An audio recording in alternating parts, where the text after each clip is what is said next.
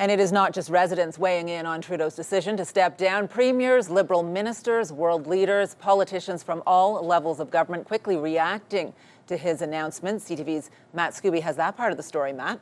Well, Patricia, this is something many Liberal MPs have been calling for months. Some say the news is positive and that Trudeau did make the right decision. I think this is a very positive step for the Liberal Party. It's a chance for us to renew ourselves. It's a chance for us to offer a change in the next election under a new leader and a different vision. We haven't had the chance to have that robust debate of ideas for more than a decade. That's Liberal MP Anthony Housefather, who joined CTV News this afternoon. He, along with other Liberal MPs, say this will give the party a better chance in the next election. And Trudeau's departure from the helm of the Liberal Party sparking questions about what it could mean for the much-needed transit funding from the federal government for the city. But Mayor Mark Sutcliffe says he remains confident that that funding will come through. We know there won't be an election before the end of March. I hope that gives us the time to work with local MPs and with cabinet ministers to deliver on Ottawa's priorities and reach a conclusion to the productive conversations that we've been having over the last few months. The city's asking for $36 million to cover a massive hole in the transit budget. Sutcliffe says if the city doesn't receive it by the end of January or beginning of February, it will have to look at cutting service.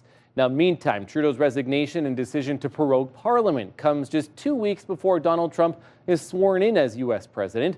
Premier Doug Ford calling on Trudeau to focus on the looming threat of U.S. tariffs while he remains in power. We have 14 days left before elect President Trump gets inaugurated, and we need to focus to make sure these tariffs don't move forward. Ford says he wants to hold a premier's meeting as early as this week to support the federal government in this time of uncertainty. Now, Trump himself also weighing in a post on Truth Social. Trump says, quote, "Many people in Canada love being the 51st state. The United States can no longer suffer the massive trade deficits and subsidies that Canada needs to stay afloat." Justin Trudeau knew this and resigned. If Canada merged with the U.S., there would be no tariffs, taxes would go way down, and they would be totally secure, end quote. Now, Trump takes office, as we mentioned, 2 weeks exactly from today and has promised that those tariffs would be implemented either that day or shortly after. Patricia? CTV's Matt Skube live for us tonight. Thank you.